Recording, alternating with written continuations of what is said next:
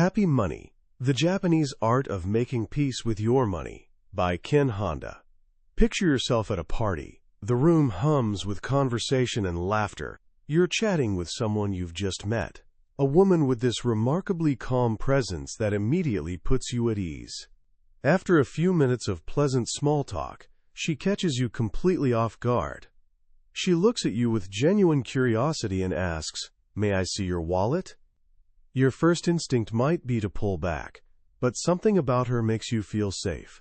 So, with a slight hesitation, you hand it over.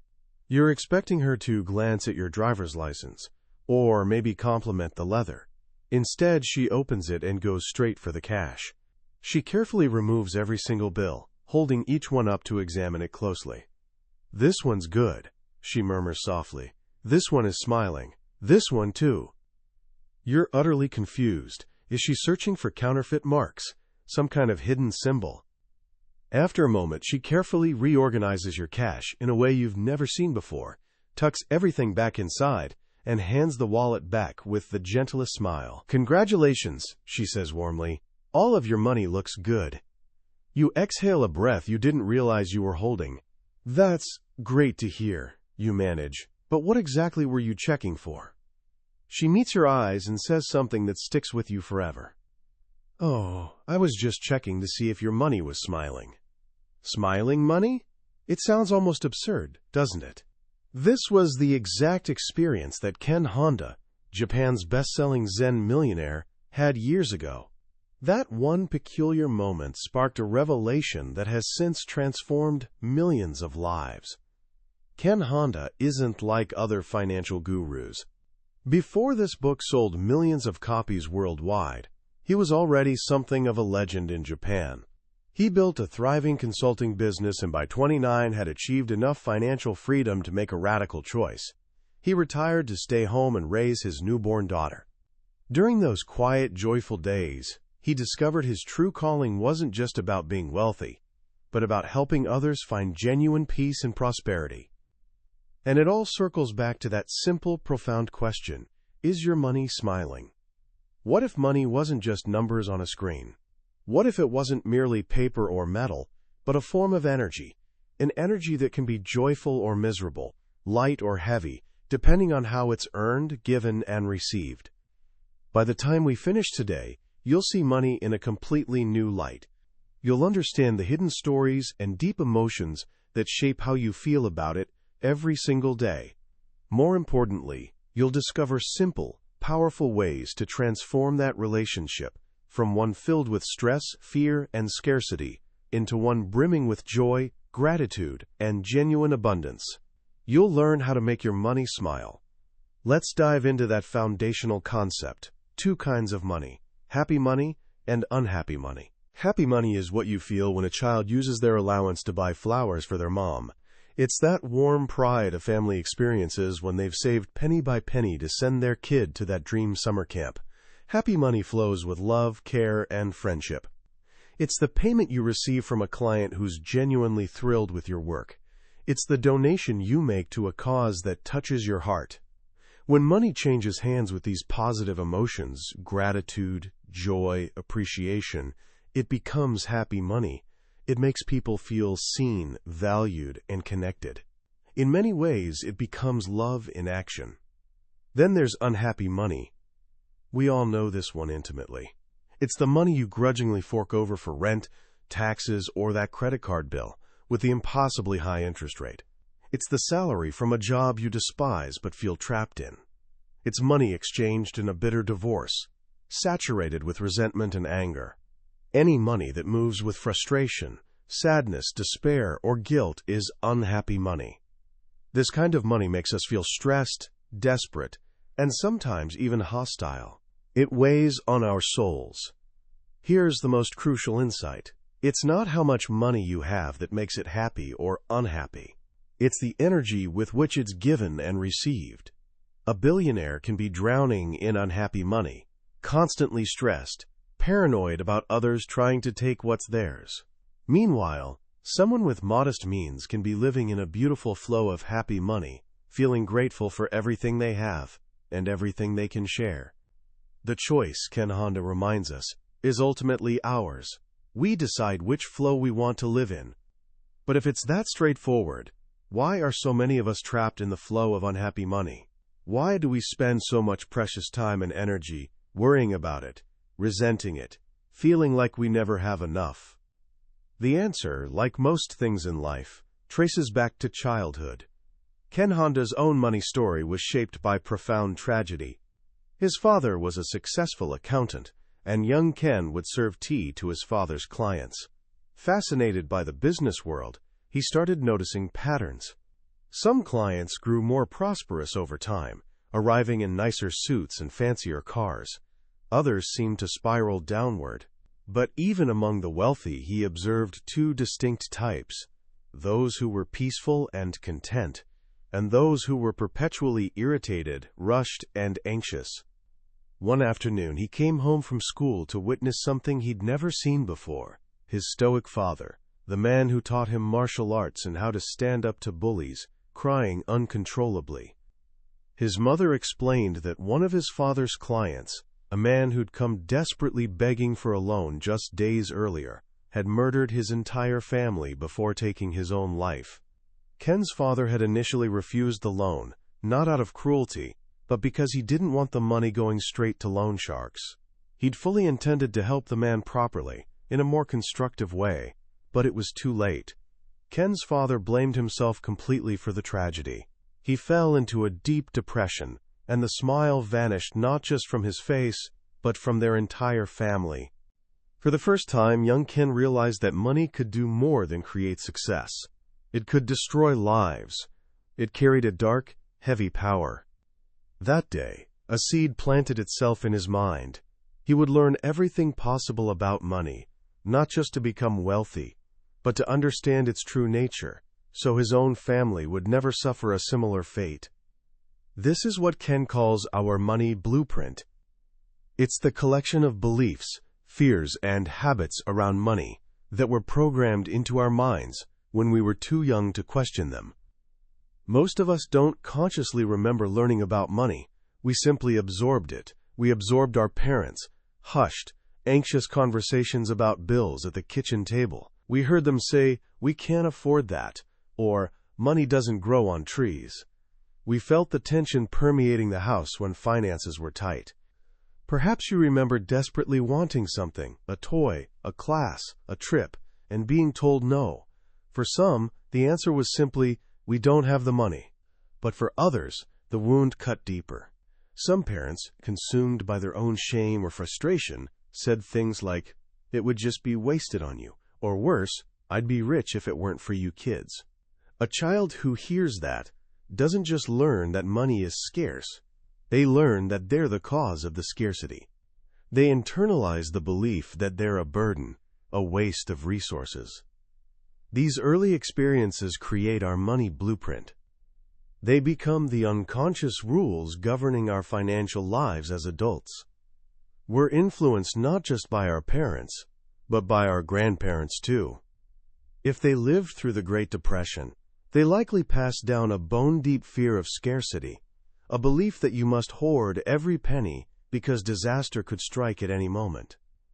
That fear passed to your parents, and then, quietly, it passed to you. This hidden blueprint controls so much of our lives without us realizing it. It influences who we marry, the careers we choose, and the decisions we make every single day. Until we bring it into the light and examine it honestly, we'll remain trapped by its old, outdated rules. So how do these hidden blueprints show up in daily life? Ken Honda identifies what he calls money EQ, or emotional intelligence around money. He argues this matters far more than money IQ, which is the technical knowledge of investing and budgeting. You could have a PhD in economics and still be a financial wreck if your money EQ is low.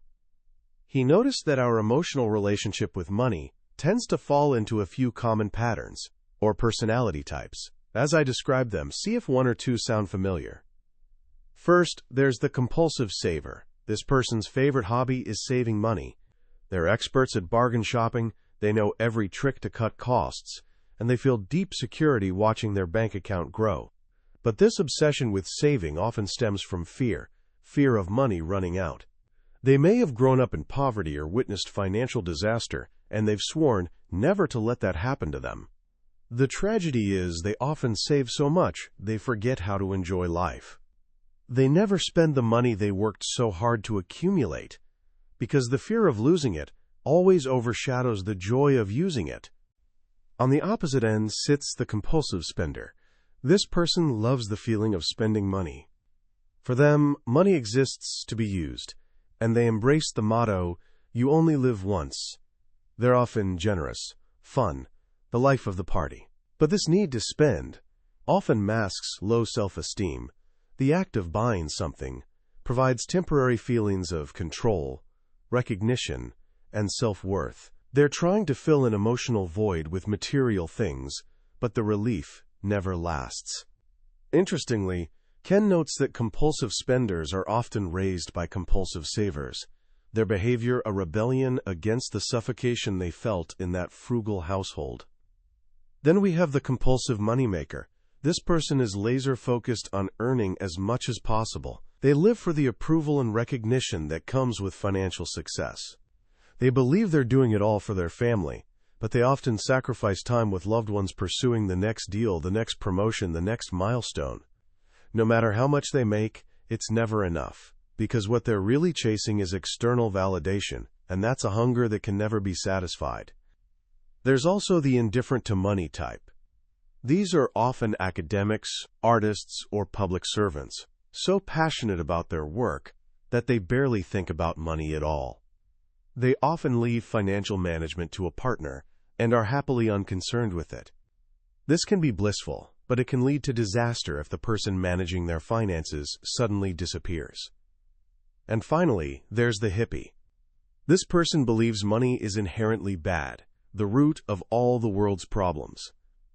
They avoid selling out and try to live as disconnected from money as possible. They feel guilty spending money on themselves and instinctively give any extra to charity. Most of us aren't just one pure type. We're often combinations. The saver-splurger saves diligently for months, then suddenly blows it all in one go. The gambler loves the thrill of earning big and spending big, always chasing the next big risk. And the most common of all, the worrier. This person worries about money, regardless of how much they have. When they have it, they worry about losing it. When they don't, they worry about not having it. Their anxiety isn't really about money. It's a fear about life itself that they project onto their finances. Recognizing your own pattern is the first step toward changing it. It helps you understand the why behind your actions. Why do you feel that jolt of anxiety when you spend? Why do you feel that compulsive need to save? It's not because you're bad with money. It's because you're running on an old program, a blueprint written long ago. But understanding your personality type is only part of the journey. Real transformation begins when we start seeing money not as something to be hoarded or spent, but as an energy that flows. Think of it like a river. A healthy river is always moving, receiving water from its source and giving water to the sea. This constant flow keeps it clean, vibrant, and full of life. If you dam the river and stop its flow, the water becomes stagnant, murky, and lifeless. Money, Ken says, works exactly the same way. It's a currency, and the root of that word is current, a flow. To live in a state of happy money is to live in a healthy, balanced flow. This means being open to both receiving and giving. When you receive money, whether it's your paycheck, a gift, or payment for your services, how do you feel? Do you feel guilty, as if you don't deserve it? Do you immediately feel anxiety about all the bills you have to pay? Or do you allow yourself genuine gratitude? Do you say thank you for the abundance flowing into your life? This is the art of receiving with an open heart. Then, when you spend money, what's your emotional state? Do you spend it with fear, worrying if you made the right choice, or if you're being wasteful? Or do you spend it with joy and appreciation? When you buy groceries, can you feel gratitude for the food that will nourish your family? When you pay your electricity bill, Can you feel appreciation for the light and warmth it provides? This is the art of giving with a happy heart. This is what Ken Honda's mentor, a man named Wahei Takeda, taught him. Wahei was known as the Warren Buffett of Japan, one of the country's most successful investors, but he was also known as one of the happiest people anyone had ever met. His secret was beautifully simple. He told Ken, "The key is to thank your money when it comes in, and thank it again when it leaves you." In Japanese, thank you is arigato. This simple practice of saying arigato to money transforms its energy. When you say arigato, as you receive money, you're charging it with gratitude. You're acknowledging the value you provided to earn it. When you say arigato as you spend it, you're releasing it with love. You're thanking it for the service it provided and blessing it on its journey to serve others. This creates a powerful, positive cycle. The more gratitude and joy you put into the flow, the more you'll attract back into your life. Why does this work? Because, as Wahei Takeda also taught, humans are like magnets. Money is neutral energy. It doesn't judge whether a person is good or bad. It simply flows where it's pulled. Some people become powerful magnets for money through deep-seated desire born from pain and lack. They have a black hole in their heart they try to fill with money, and this creates a powerful magnetic pull. This is why we sometimes see unkind or unethical people become incredibly wealthy. But there's another way to become a magnet, a much healthier and happier way. You can become a positive magnet by radiating the energy of love, joy, and service. When you love what you do, when you're passionate about helping others, and when you operate from gratitude, you naturally attract people to you. And where people go, money flows. A restaurant owner who loves to cook and create a warm atmosphere for guests will have a full house every night. A lawyer genuinely passionate about seeking justice for clients will never lack for work. They aren't chasing money. They're chasing their purpose. And money flows to them as a natural byproduct of the value and positive energy they're putting into the world. This brings us to the heart of the happy money philosophy: healing. You can't simply decide to be grateful and have it magically work if you're still carrying deep money wounds from your past. You must first make peace with your history. This means revisiting those painful memories, the arguments you overheard, the dreams that were denied, the feelings of shame or inadequacy, and looking at them with fresh eyes. It means seeing your parents not as villains, but as people who were also struggling, operating from their own damaged money blueprints. They were doing the best they could with the knowledge and emotional tools they had. When you can look at them with compassion, you can begin to forgive them. And just as importantly, you can begin to forgive yourself for any mistakes you've made with money. Forgiveness breaks the cycle of unhappy money. It releases the anger, resentment, and sadness that have been weighing you down, and opens space for a new, healthier energy to flow in. So how do we put this all together and begin our journey into the flow of happy money, starting today? Ken Honda lays out 5 simple, powerful steps. First, shift out of the scarcity mindset. Recognize that the belief there's never enough is a myth. The world is full of abundance, but you can only see it when you stop fixating on what you lack. This is a conscious choice you make every day. Instead of saying, "I can't afford it," ask, "How can I afford it?" Instead of lamenting what others have, focus on being grateful for what you have. Second, forgive and heal your money wounds. Look back at your past, not to dwell on pain, but to understand it. See your parents and yourself with compassion. Forgive them. Forgive yourself. Release the old stories that no longer serve you. This essential step clears the path for a new relationship with money to begin. Third, discover your unique gifts. Everyone is born with special talents, with something that brings them joy. Your most important job in life is finding out what that is and sharing it with the world. When you're doing what you love, work no longer feels like work, it feels like play.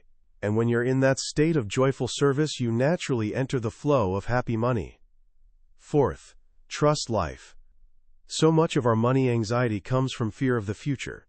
We worry we'll lose our job, have a medical emergency, won't have enough to retire. This fear blocks the flow of abundance. Trusting life means believing you'll always have what you need when you need it. It means knowing you have the skills, creativity, and support network to handle whatever comes your way. Trust is the antidote to fear. And finally, the fifth step, say arigato all the time. This is the daily practice that ties everything together.